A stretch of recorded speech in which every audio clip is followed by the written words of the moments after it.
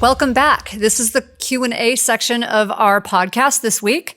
And we've been talking about the holidays and how to stay healthy, how to eat like a brain warrior and pass on the gift of health. But in this episode, we're going to answer some of your questions. And one of the reasons we love to get your questions and your comments is because it enters you in a raffle to get a cookbook. So this is the cookbook that you will get. And we've been talking about this, especially for the holidays. It not only makes a great gift, but there's a section in here on how to be healthy for the holidays.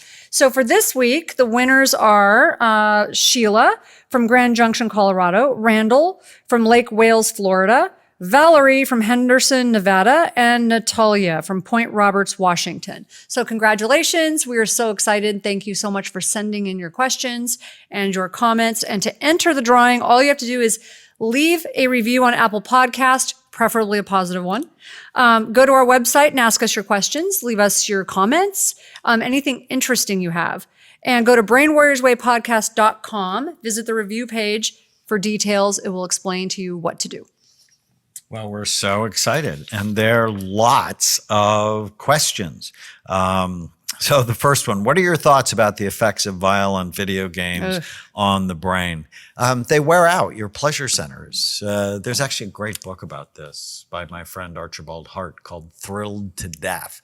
And it's the more you push on the pleasure centers, when you blow up things, that ultimately you get depressed and it wears them out over time. These games can be addictive. They also decrease frontal lobe function, which means they're going to decrease your empathy. When you're used to killing, and the brain, I was talking to Chloe about this week, because she did a very intense acting job. For 2 hours. And I'm like, the brain doesn't know she was screaming and crying. Between fantasy and reality. And I remember last night we were watching Poldark, which is a season we're watching, a television show from PBS that we're watching. It's great. And a baby died. And I'm like, I'm not going to cry. I'm not going to cry. But I cried. Because the brain has problems separating fantasy from reality. And so putting a developing brain in the middle of violence, just a bad idea. Well, and there's another book by Colonel David Grossman, and it talks about violent video games and how actually the military developed one of their first simulators based on a Nintendo, one of the violent video games, because what they started to notice, they were actually studying school shooters, and not just school shooters, but active shooters, that were these kids who had never picked up a weapon before, but suddenly could pick up a weapon, walk into a group of moving people. You know how hard it is to hit a moving target and hit them like in a dead on, like with that perfect of a shot. And what they noticed was they're like, why? We have trained people, trained military, trained police officers, and it's not that easy to do. Why are these kids able to do this and they've never picked up a weapon before? Because they were spending hours and hours and hours perfecting it. And they were by simulation. And it also desensitized them. So they were being desensitized and perfecting it at the same time. And the military went, bad idea for them, good idea for us. And so they actually developed a simulation program based on it. So that should tell you something. Can you do this one? Yep. So I'm a 15-year-old female diagnosed with hypothyroid 55. and then... What did I say? 15. Oh, cut. Okay. I'm a 55-year-old female diagnosed with hypothyroid and then later diagnosed with Hashimoto's. I take levothyroxine daily that may be adjusted every 6 weeks based on the blood test results. What can I do to cure or relieve this disease and diffuse symptoms such as feeling cold most of the time and feeling sleepy? I'm in great shape. I am physically active and have recently dropped 15 pounds on Lindora program, which my endocrinologist told me would be difficult to lose weight. What can a person do to correct the brain to cure or remedy the disease? Thank you very much, from Elisa. Okay, well, that's something I know a lot about. So hypothyroid, hyperthyroid, I've been at both ends of the spectrum. I totally get this, and it's miserable. I actually had Hashimoto's as well. So I feel your pain. They say that, having thyroid disease won't kill you, but it'll just make you wish you were dead if it's bad enough. So I totally get it. Especially the fatigue. If you're hyperthyroid, you can be wired, tired. But I don't mean like a little wired and tired. I mean like like just miserable. You can't sleep at night, then you're miserable during the day. Hypothyroidism can cause depression, severe fatigue, make your muscles ache. It's really bad. Your hair will fall out. So lots of problems with it. And hyperthyroidism will also cause your heart to race. So there's just so many problems that occur when your thyroid's not right. Every cell in your body needs your thyroid to be optimized. Let's put it that way. So good for you for getting it checked, following it, and going to a doctor. What I will say, it's critical. I really hope you've researched this doctor and that this doctor's good, because I've actually had 2 doctors that I thought were trying to kill me. So in retrospect. yes, in retrospect. So I was never right.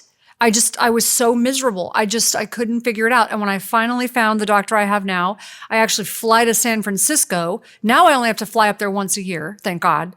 But it was worth that just so that I didn't feel like I was dying all the time. So this guy was amazing. He finally got my medication right. He checks everything and optimizes my T4, my T3, my TSH. I mean, everything, because I've had thyroid cancer multiple times.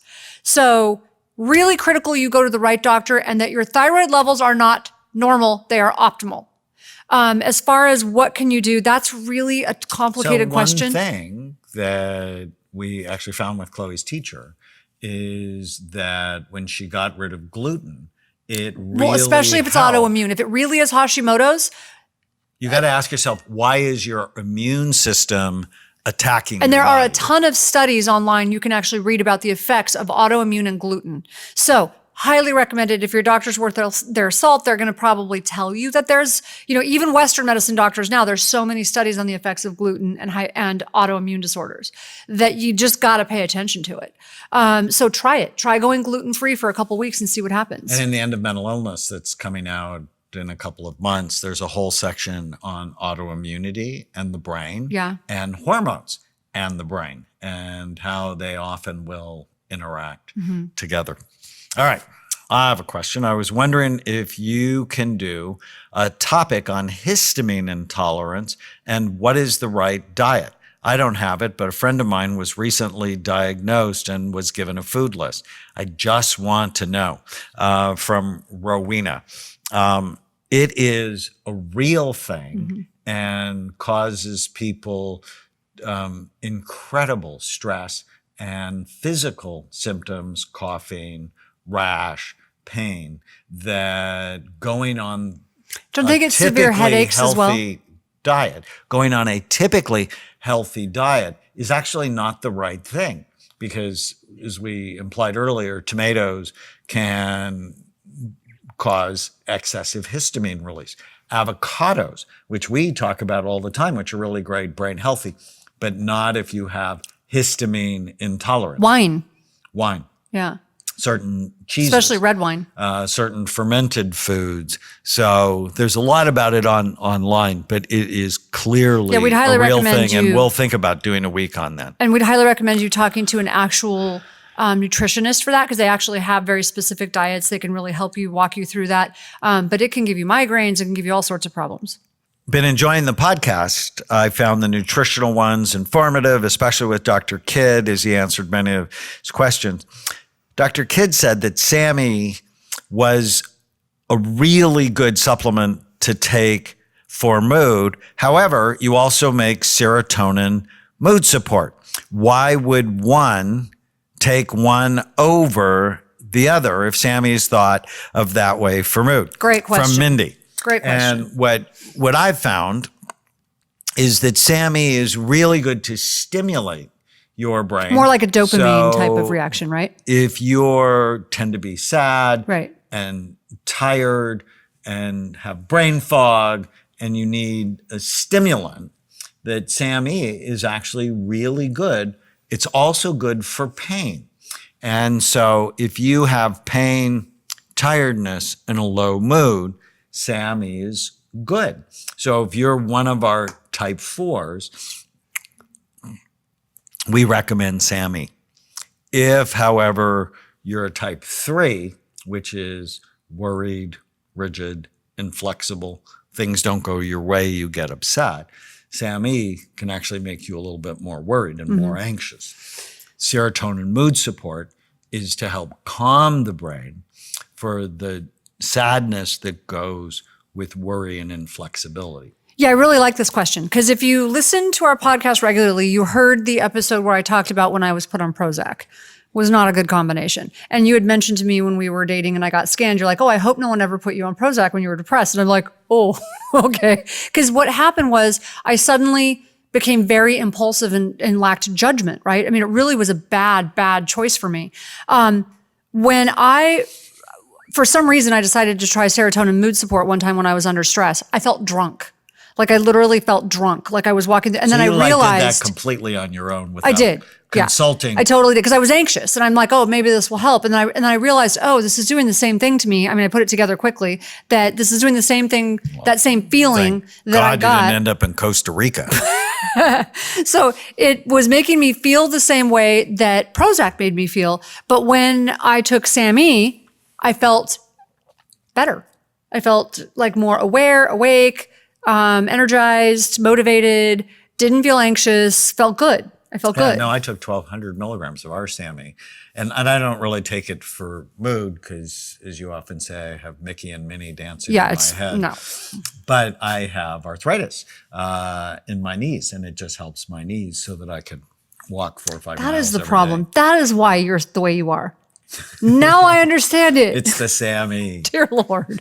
We are so grateful for you, as we're coming at the end of Gratitude Week. Write down 3 things you're grateful for every day. Within 3 weeks, you'll notice an increased level in your happiness. We are happy you are one of our brain warriors. What did you learn today?